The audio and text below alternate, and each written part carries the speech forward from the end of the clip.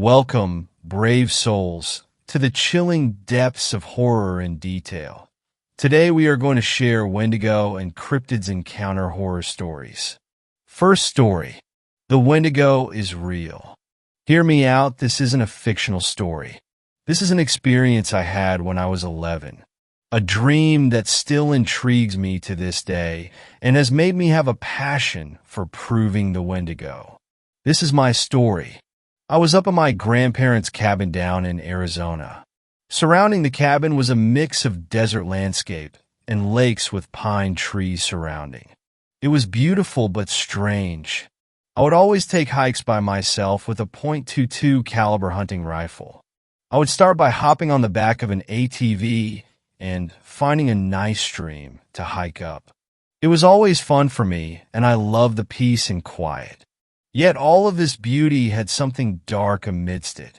It was night, and I could hear the coyotes howling and the screech of mountain lions in the night. I was sitting on the porch in a rocking chair, brandishing my .22 caliber. I was tired and laid it down. I started to just rock in the chair. I didn't want to fall asleep outside, so I went back in and plopped myself on the couch. I began to doze off. A dream was awaiting me. I was in the rocking chair again. I just kept rocking and wouldn't move an inch. All I did was stare into the darkness that lay in front of me. There was a sound in the woods. I could hear the crunching of sticks. The sound only grew closer and closer. A misty fog started to seep onto the porch. I felt paralyzed, unable to move a single muscle. I was frightened at this point. I could now make out a loud breathing and grunting. Then I saw it. Staring at me on 2 feet was a thing that looked like a deer decaying.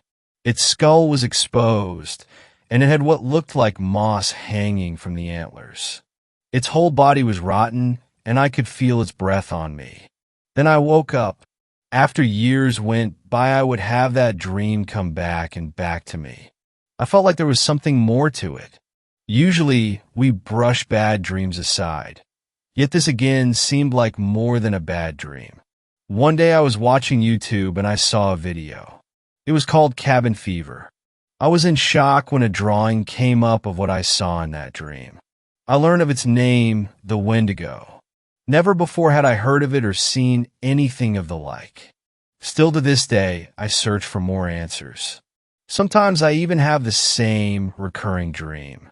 I feel like I'm persuaded to find the truth about whatever the Wendigo is. I almost feel as if I am connected in some way to it. Maybe I am crazy or something, but I just will always feel like there was more to this. Second story. Stay out of the woods during winter. Since I was young, my grandfather always told me not to go into the woods during the winter. He meant the Haddocken woods located near the border of our reserve, and not just any old forest. This always struck me as a scare tactic to keep the children from getting lost or climbing the trees which were so tall you might think they were brushing against the clouds. That was until this morning. The day was going as per usual. I woke up and walked over to my grandparents' house to greet her for our morning cup of coffee, but something felt off this morning. I'm not sure if it was just me still being tired from a shortened sleep due to the storm that had practically terrorized our grounds. But nonetheless, something was wrong. When I walked up those old steps on the front porch, it reminded me of the days I would go there as a young kid and jump up as many steps as possible because I was scared of something living under the porch grabbing my ankle as I was walking up. Of course, this was just a nonsense fear, and I haven't done that for years. I knocked on the door in a way that wouldn't startle them in their older age, and after about 15 seconds, my grandmother opened the door. This is where I noticed something wasn't the same. As she pulled the door open, she looked up at me with an almost confused look. She opened her mouth as if she were about to speak and ask what I was doing here, but her mouth closed and she remained silent. "Good morning, Grandma. How was your sleep?" I asked her to break the silence so we could move on with our morning routine. She looked at me once again. This time her eyes appeared diluted and scared. Your grandfather hasn't come home since yesterday evening, she said in a timber voice. With this news, I didn't immediately know what to say. My grandfather was practically a seasoned veteran around these grounds and rarely got lost. I took the initiative to ask the question that I feared I already knew the answer to. Where did he go last? I said shyly. When I asked this question, she stared in my eyes once again and said, "He went into the forest." My stomach dropped. My brain suddenly filled with all the memories of him telling me how dangerous it was during the winter. I told her not to worry, and that he probably just got invested into a hunt and lost track of time. She still seemed off, and was barely speaking to me, as if she was coming in and out of a daydream. Finally, I told her I was going to go look for him. After all, what did I have to fear? It was the middle of the day, and I have never been one to believe in these kind of myths and stories that grandparents tell the youth to scare them. I should have believed them. I began to walk away, climbing down those porch stairs again, when I heard my grandmother finally speak up once again. "He always liked those trees," she mumbled from behind me. I turned my head to see her staring up in the sky smiling, and she slowly lowered her eyes down and met my own, still smiling. I would be lying if I said that this didn't at least creep me out. I mean, your husband is missing and you are smiling and remembering how he enjoyed the trees? I don't understand. Regardless, I will do my duty and see if I can find him.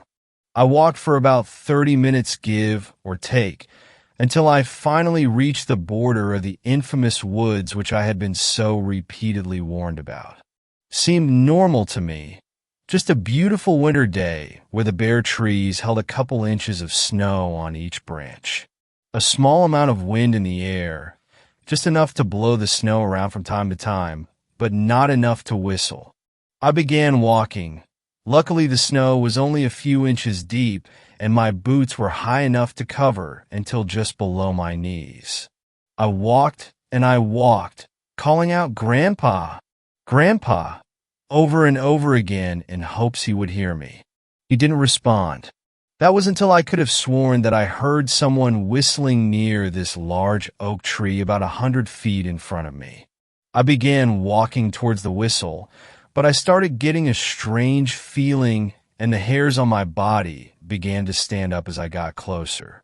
The whistle was not caused by wind, but it didn't sound like it was created by a person either. It was a single note, dragged out for about 10 seconds at a time, never changing. I neared the tree, but didn't see anyone. I did the only thing left that I could do. I began to raise my head and look up. There he was, tangled in the branches with what looked like every limb on his body being broken, as if he had fallen from the top but got stuck on the way to the ground. I began to cry and scream for help, but then I heard that whistle again. Same note, same length. I looked up again, but this time his eyes were wide open, and his pupils were dilated just like my grandmother's this morning when I met her for coffee. I'm not proud of what happened next, but honestly I don't know what anyone else would have done. I ran as fast as I could back to the reserve. I was running, crying, screaming, and just hoping to see another pair of eyes that looked normal so I could get that image out of my head. I wanted to see my grandmother, but I was scared of her, and I was not sure if I could handle it. But of course I had to tell someone that my grandfather is in that tree and potentially alive. I went back to my place first to calm myself down, as I was not even entirely sure what just happened was real. I took about 5 minutes to calm down, have some water, and get prepared to handle the situation I am now directly in the middle of. Finally, I opened my front door ready to deal with whatever I had just experienced. I began to run over to my grandparents' house again, almost tripping because my boots were not great for running, but I didn't care. I just had to get to their house. I got to the stairs of the porch and began to climb them just like I do every morning, and just as I was about to knock on the front door, I heard something I couldn't believe. The whistle. The same one I heard in the woods not long ago. My body froze. Every hair on my body stood up once again, and I was struck with the most fear I had ever felt in my life as I saw my grandmother and grandfather staring at me through the front window, both smiling with huge black eyes and then whistling that same note in unison. I turned and ran as fast as I could, still hearing that same note being whistled in the distance, not stopping until I reached my house. I slammed the door behind me and locked it immediately. There was immediate silence, the kind of silence that makes you feel uneasy and anxious. A silence that is so loud it was deafening. I shut the blinds and sat in my house alone, left to think about what I had just experienced. The only thing I could think to do was write about it so I could recollect and see if I'm going crazy or not. Maybe I am, who knows? Maybe I imagine the entire thing, because honestly, that would be better than it all being real. Third story. The Wendigo. Wendigos can take the form of a human. They stay hidden in the shadows, waiting patiently for an opportunity. A Wendigo appears human, but behind their eyes the true terror is only skin deep. A Wendigo has the ability to mimic another human, and a Wendigo can match the facial expressions and even voice of a loved one, if needed. In doing so, no one is wiser to the ulterior motives. A pitch-perfect facade designed to lure in unsuspecting humans. Wendigos don't exist, though. They are figments of a past culture, a myth created by a society fearfully aware of the evil that lurks. Why then was the Wendigo invented? To what purpose were these skin crawlers invented? Their vicious, emotionless malice and razor teeth. Maybe what is frightening is that at the end, when the body count is tallied, the teeth are matched to the missing chunks of flesh, and the limbs are dismantled from the ritualistic mosaic scattered across the forest. We wish that Wendigos did exist. We wish to invoke something non-human to account for our anti-human tendencies. Perhaps creating evil is truly easier than confronting the true terror behind the perfected mimicked emotion, the fake illusion of empathy and kindness. Perhaps the evil we fear is something all too human. Fourth story. I hunted the Wendigo that ate my sister. Last summer, my younger sister went missing on a camping trip with friends. She had just turned 20, and we had started to drift away from each other. I'd gotten busy focusing on my own life. I left the country for a new job.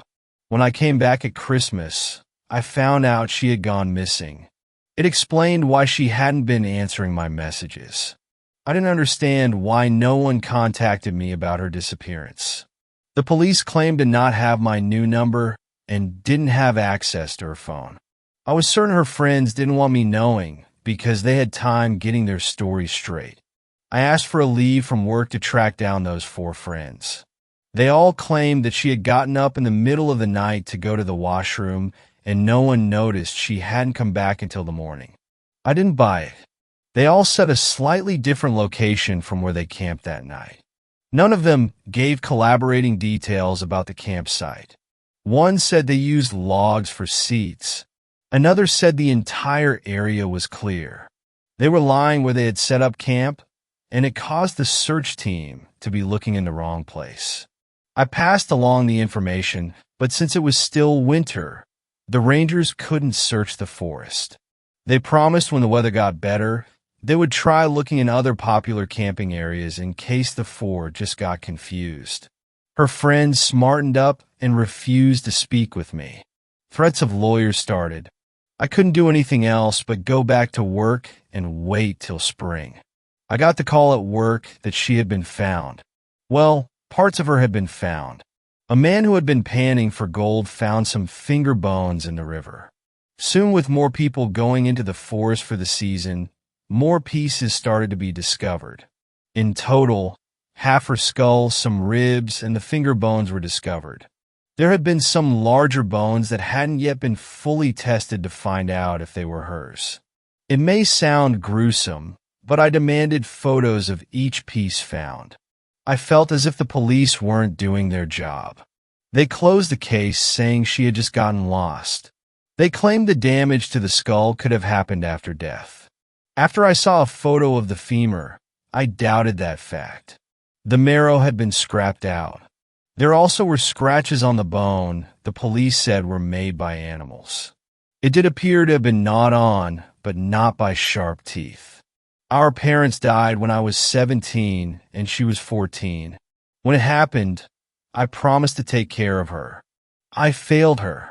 I assumed since she became an adult, I was no longer needed. I was wrong. If I couldn't save her, the least I could do is find out what happened. Too many things weren't adding up. I quit my job, even though my boss said I could come back any time. He's lost a child, so he understood how grief worked. I did some research and packed what was needed. Then I drove to a small town by the forest looking for answers. I questioned some of the local shop workers, trying to find out what happened before the group went into the woods.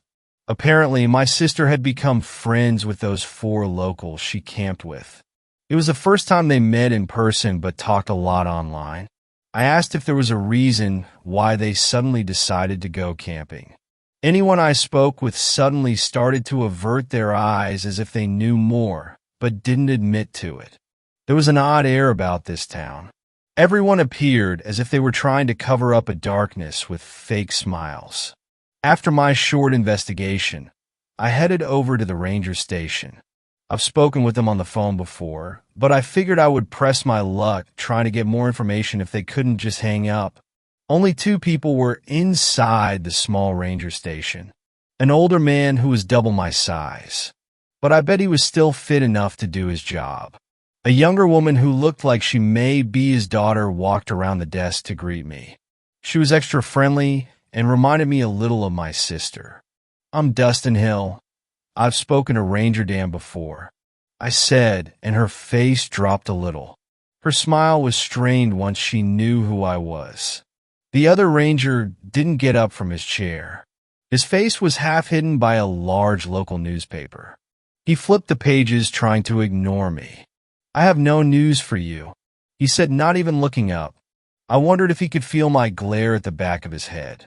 The younger women looked between us in distress, unsure of what to say. "May I have a map of my sister's last location? I'm not from the area, and I don't want to get lost." The older ranger sighed and stood up. He sorted through some papers and grabbed a trail map. At least he was patient, telling me which path to take and how long the hike would be. He had nothing personally against me. He just wished I accepted my sister was gone and there was nothing I could do about it. I refused to believe that fact. "It's been a full season. I'm not sure what you think you might find," the female ranger said innocently. "Anything," I told her and put away the map provided. "I'll be staying in the forest for a while." Ranger Dan frowned. He crossed his arms, disapproving of my plan. Instead of trying to stop me, he gave me a single piece of advice.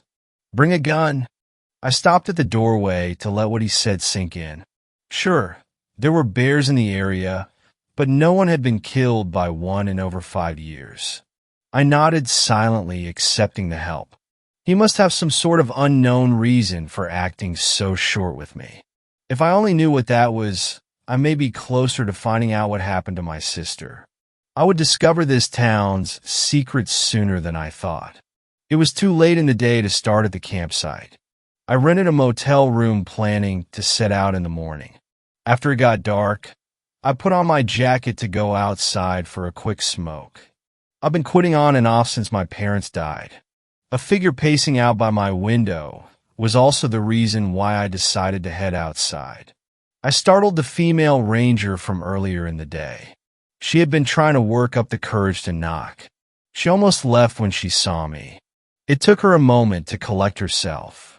It would be pointless going to that campsite, she told me. "It is because my sister was never there?" I asked her. Her lips tightened, showing that was the truth. She chewed on the inside of her cheek, not wanting to continue speaking. "Yes, I hated lying. Where they really went is complicated. I don't think taking a hike is overly complicated. Tell me, I pressed after I lit a cigarette. My voice had grown cold after my sister died. I only cared about finding out the cause and nothing more. I think my harsher demeanor unnerved a lot of people.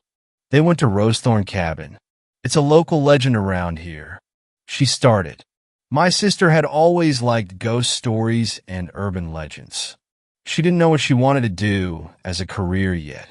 The last I heard, she held down a few part-time jobs while trying to figure out the rest of her life. Had she come here because she wanted to write about legends? She had always been good at writing. 10 years ago, the two children of the mayor went to their cabin late in the season. A massive snowstorm hit. From what I heard, there was a misunderstanding where they were staying. It was a month before anyone figured out they were stranded in the cabin. When a small rescue team arrived, they found the son in good health, but the daughter was nowhere to be found. She let the implications sink in.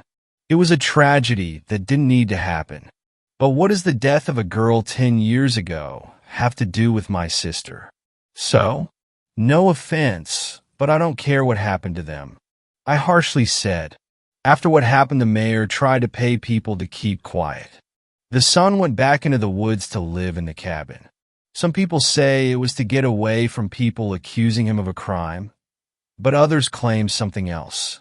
That he, became a Wendigo. She almost looked embarrassed saying the word.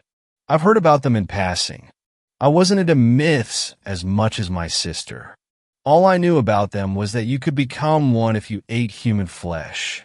And for some odd reason, they had antlers and a lot of images people made of them.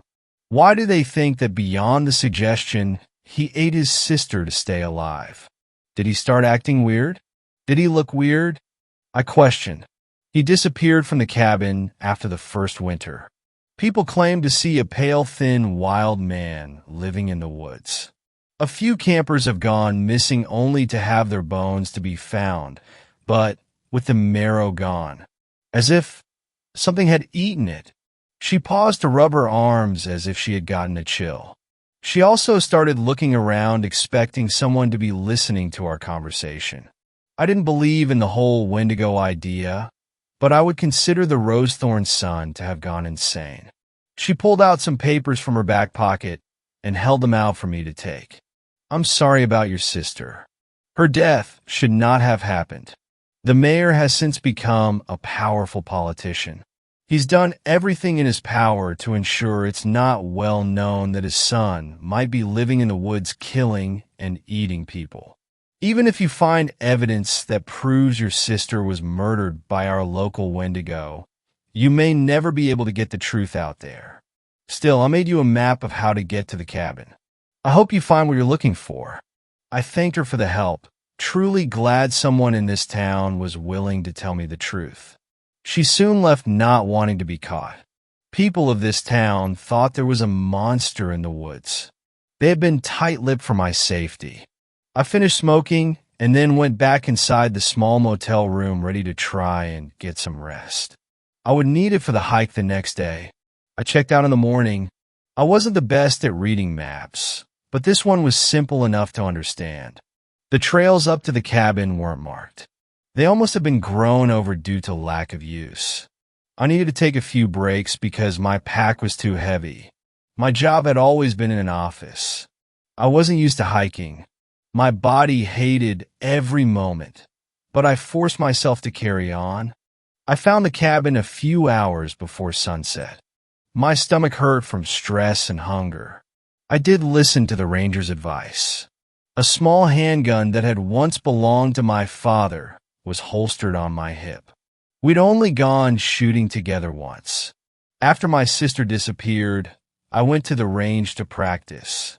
Each time I imagined the target to be a bear or a shadow figure attacking her. It helped me improve quickly, but it didn't bring her back. No matter what I did, she would always be gone. The cabin was barely standing. The wood had rotted the elements without being maintained for so long. For some reason, the forest was quiet. The closer I got to the cabin, the less I heard the birds in the trees.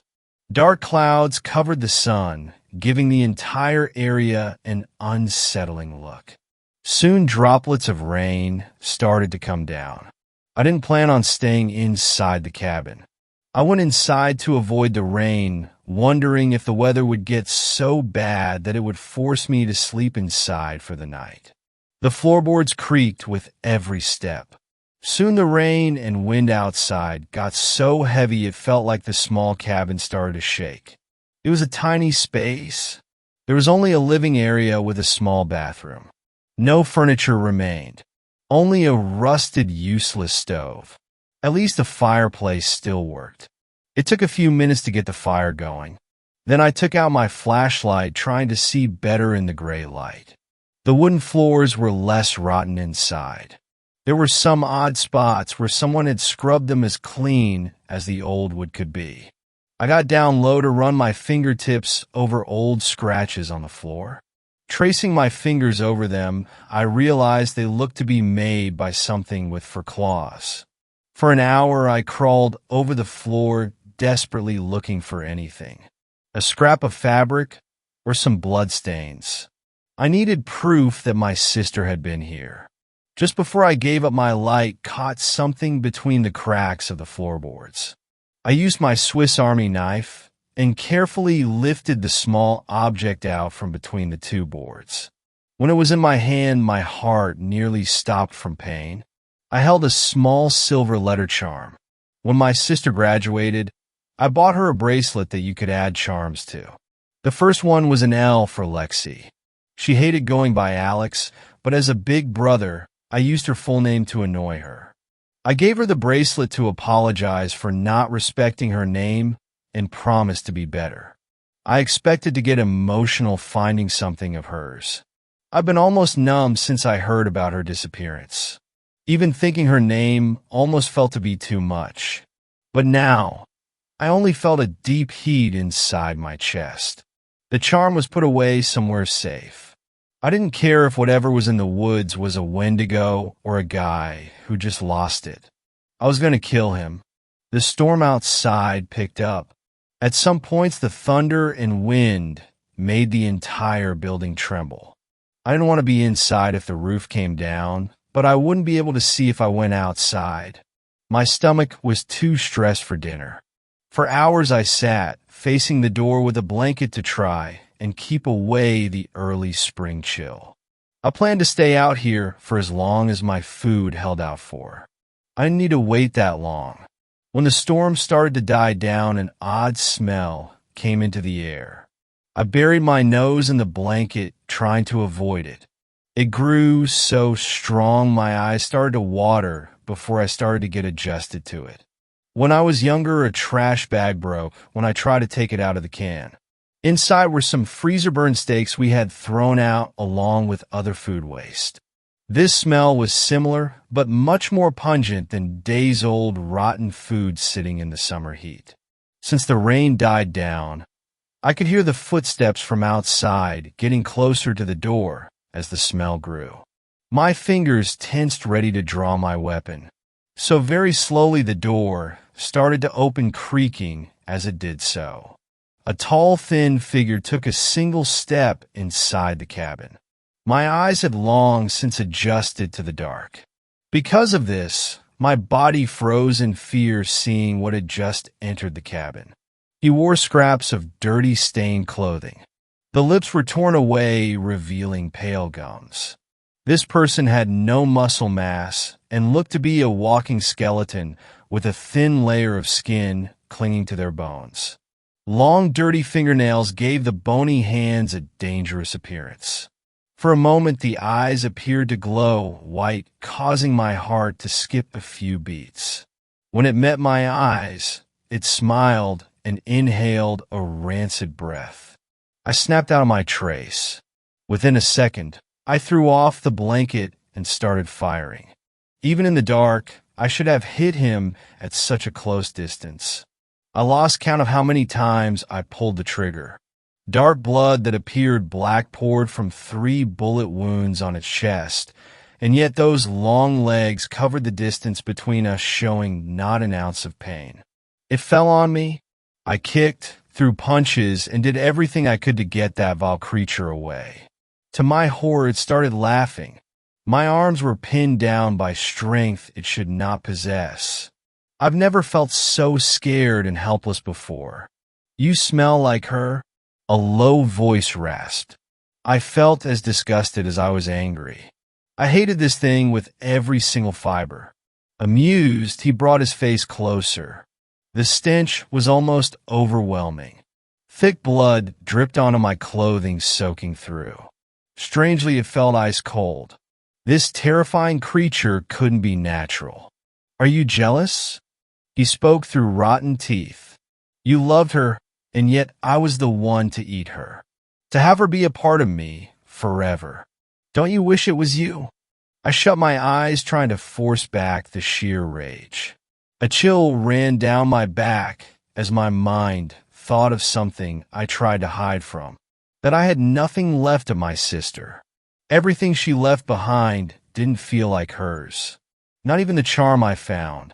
She was gone from this world, and I couldn't seem to find anything to hold on to.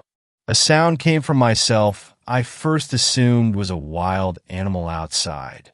I forced everything into my arms to throw off this creature. It tried to recover and claw at my face. In my fury, I lashed out and bit down so hard on one of its fingers that my teeth ripped it off. I spat out the foul thing, the blood almost like acid in my mouth. He reeled back in pain long enough for me to grab the blanket. In one swift moment, I tossed it over the creature's face, blinding it long enough to grab the pistol I had dropped in the earlier struggle. Pressing it to the creature's skull under the blanket, I fired until it was empty. More dark blood started to soak the material. With burning lungs, I crawled away, waiting for the thing to move again. Surely it was dead. It needed to be dead.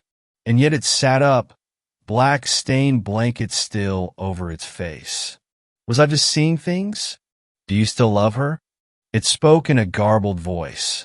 "Shut up," I hissed. "She's still here." It raised pale, thin arms as if trying to offer something. I shook my head, trying to refuse what I was seeing. "I love you because she loved you." I took her into myself. "We can all be together. Don't you want that?" Rage boiled over. A heavy-duty flashlight sat waiting on the floor next to my pack.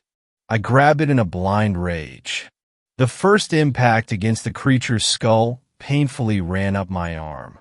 After that, I don't remember much. Not how many strikes I brought down. Not when the flashlight broke and when I switched to my fists. Or when I broke my fingers from punching down as hard as I could. All while that monster laughed. I eventually collapsed. Body and mind wore thin. When I woke, the light of dawn crept through the dusty windows. For a moment, I thought what happened had been a dream. When I sat up, I found the beaten body of the creature where I left it.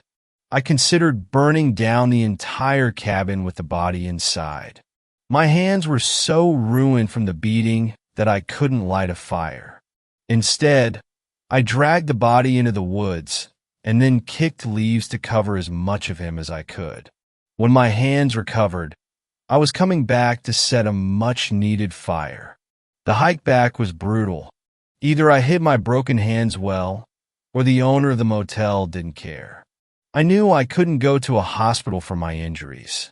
I just collapsed in the motel bed, trying to fight back the pain long enough to rest. A few hours later, a knock at the door dragged me from my nightmares. I almost didn't answer it. Just in case there was something wrong with my credit card, I opened the door wondering if I was going to be kicked out. Instead, Ranger Dan was on the other side holding a first aid kit. He silently walked inside. I let him work on the cuts and broken bones and was relieved it wasn't as bad as it felt. There were 2 sons, you know. He started not looking up from his work. The oldest son wasn't at the cabin with his younger siblings. He blamed himself for what happened and killed his younger brother. Then the strangest thing started to happen. He grew sickly and distant. Soon, he left town for the cabin where his sisters had died.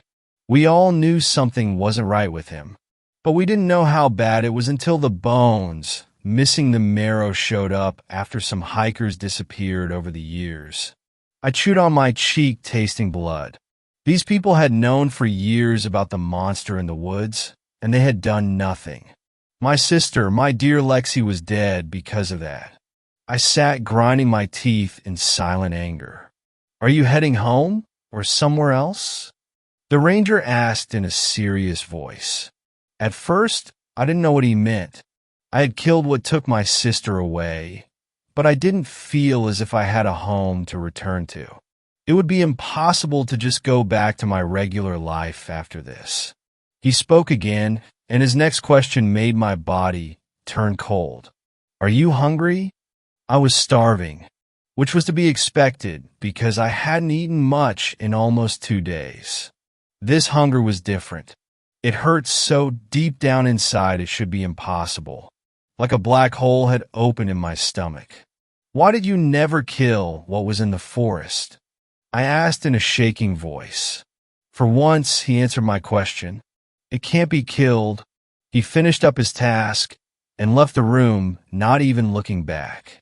Once he was gone, my body started to shake. I was cold, so damn cold. No amount of hot water from the shower helped. Something was wrong with me, and I didn't want to admit it. I'm going back into those woods. I need to burn a Wendigo.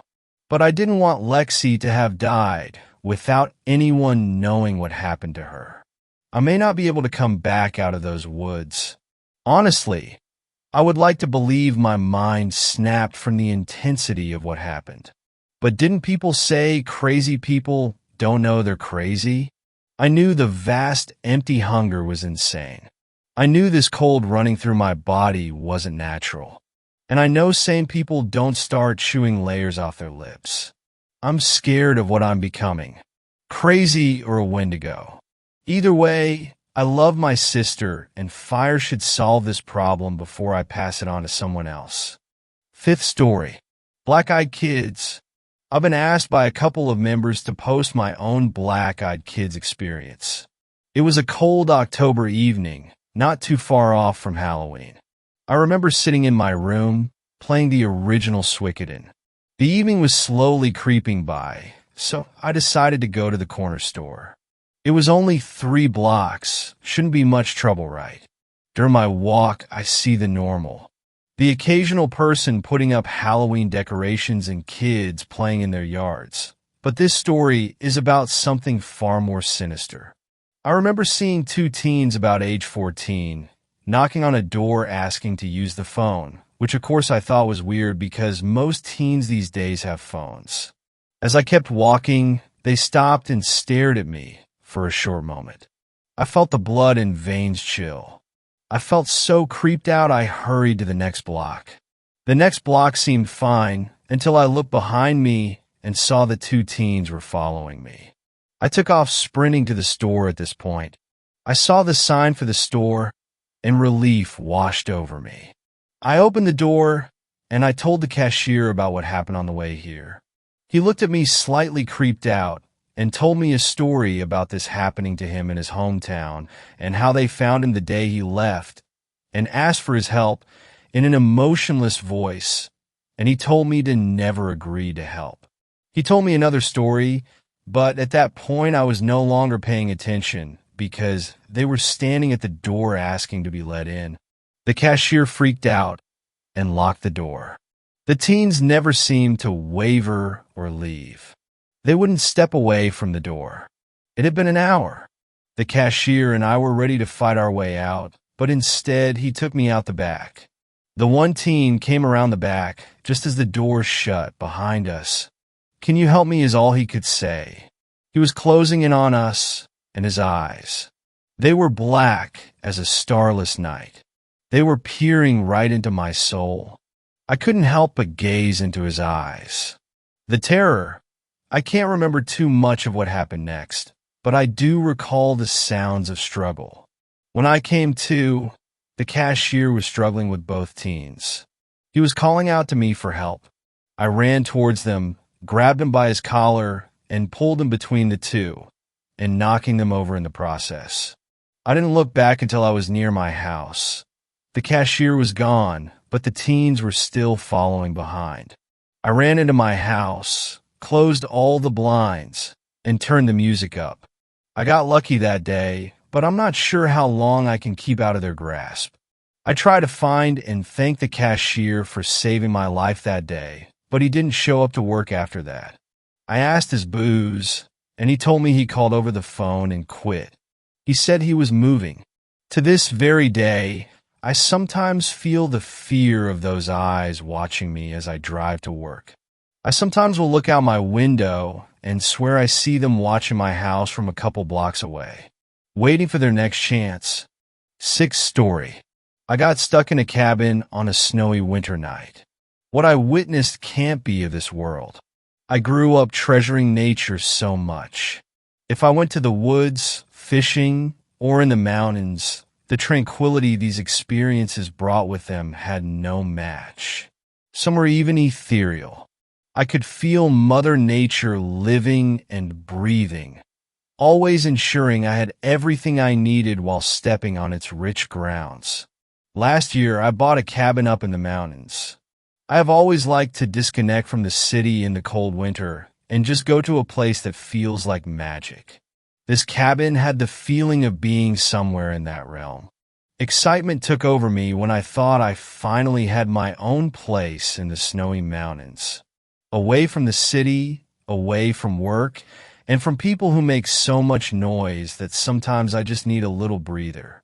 So the acquisition of the log cabin couldn't have come at a better time.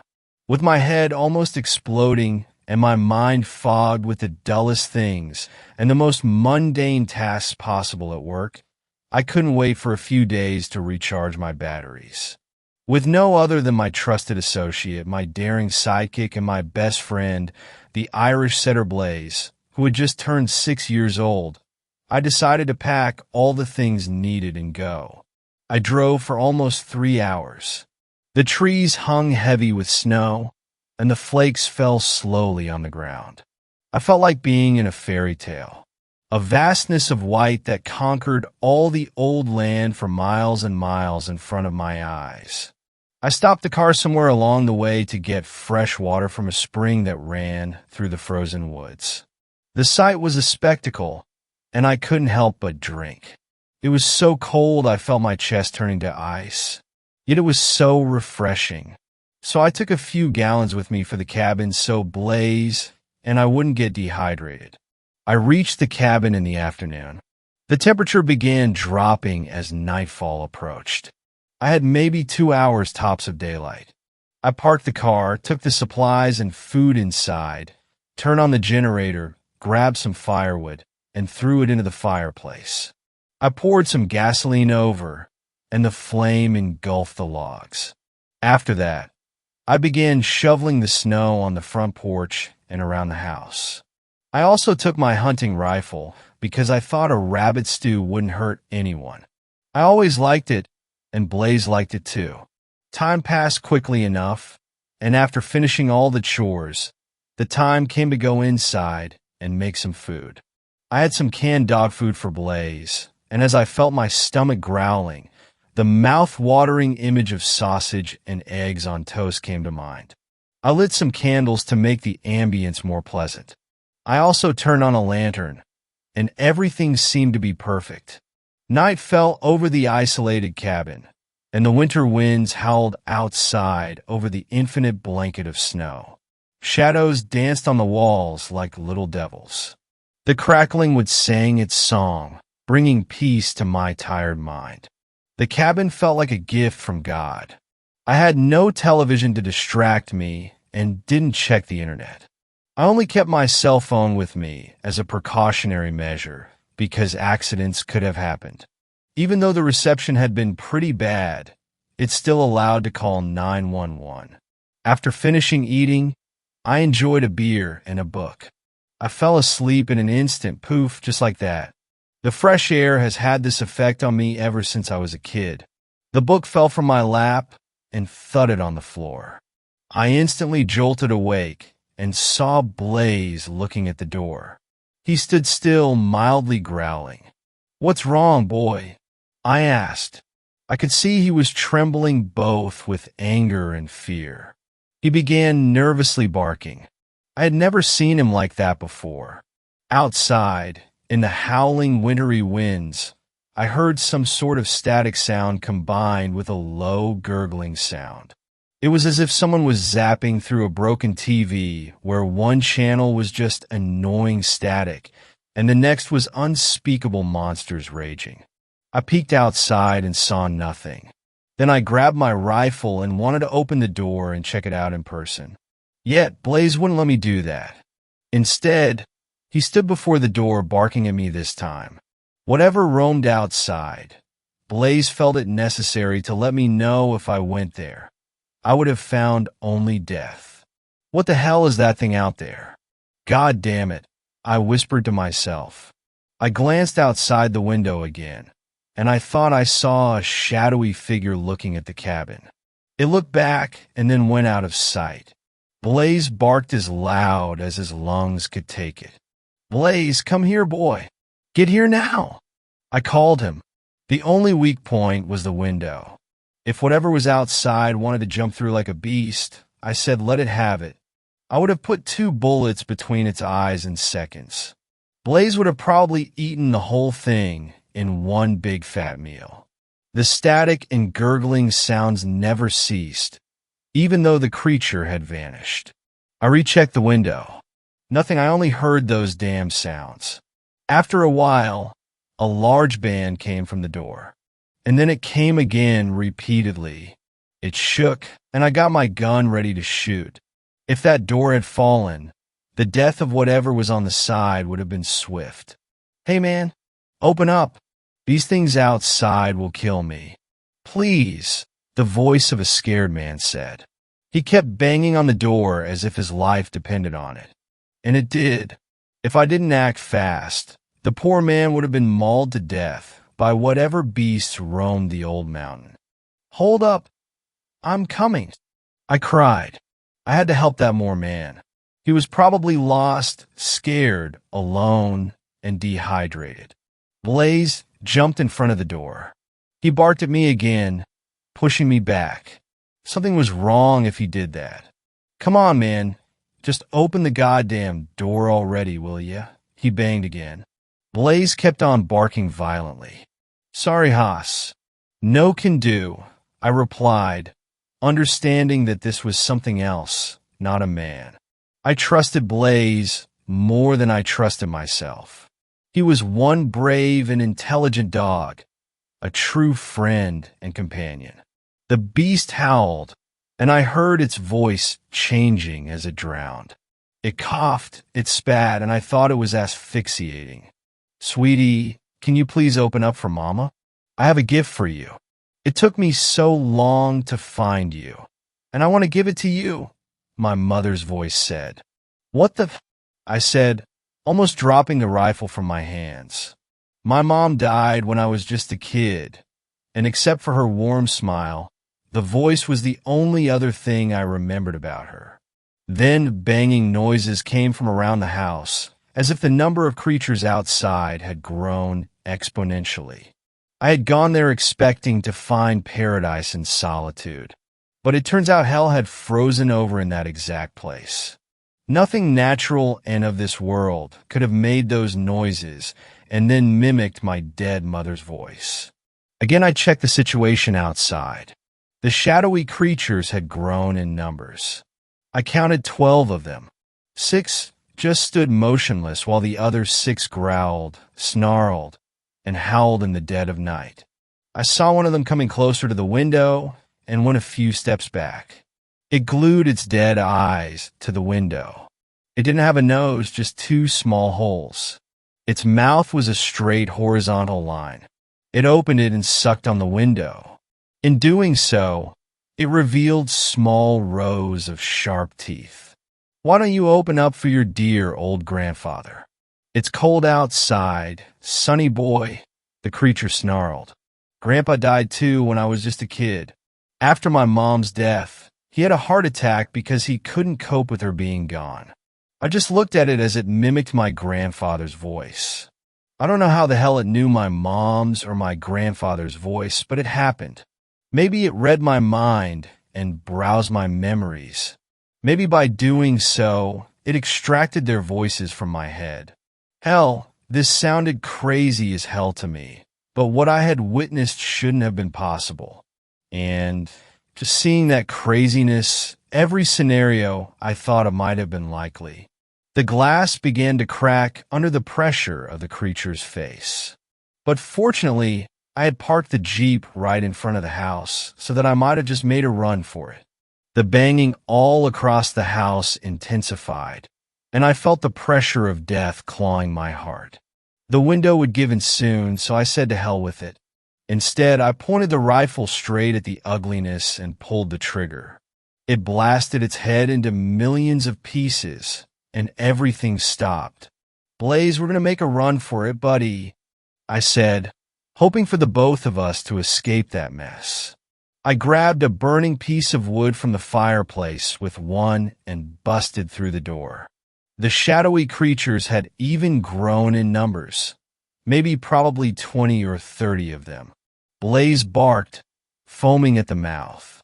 "William, William, William," a raspy voice said. It was alien to me, not similar to anyone I knew. I turned around and saw them all gathered in a herd, waiting to attack. "Stay back," I said, threatening them with the torching wood. They hissed and collectively stepped back. I threw the wood at them, and they scattered in an instant. I opened the car door for Blaze to go in, and he immediately jumped in the passenger's seat. A pair of claws grabbed my ankle from under the Jeep and pulled me. It caused me to fall, and I saw the abomination crawling up on my leg. I hit it in the head with the butt of the rifle. Then, when it hissed with its horrible mouth, I put the barrel in it and shot. It blew its brain out on the side of my car. I hit the ignition, and the car came to life. Blaze was agitated and scared. I patted him on the head and told him it would be all right. I pushed the pedal to the metal and ran over those creatures, feeling their skulls crack under the wheels. A few hours later, I was back in my apartment with Blaze. It was quiet. Maybe the city wasn't so bad after all. This happened last year. A few weeks after the incident, I received an anonymous message saying, "Hello, William. You need to come back to the cabin. There are urgent matters that I need to talk to you about. I'm one of your neighbors. Sincerely, Thomas." I did remember seeing a few houses on my way up there, but didn't think to stop. Also, the former owner had vanished into thin air. I didn't go back yet. Maybe somewhere in the future. Thanks a lot for watching the video till the end. Subscribe to our channel Horror in Detail. Drop your opinions/suggestions in the comment section, and like the video as it helps with the YouTube algorithm.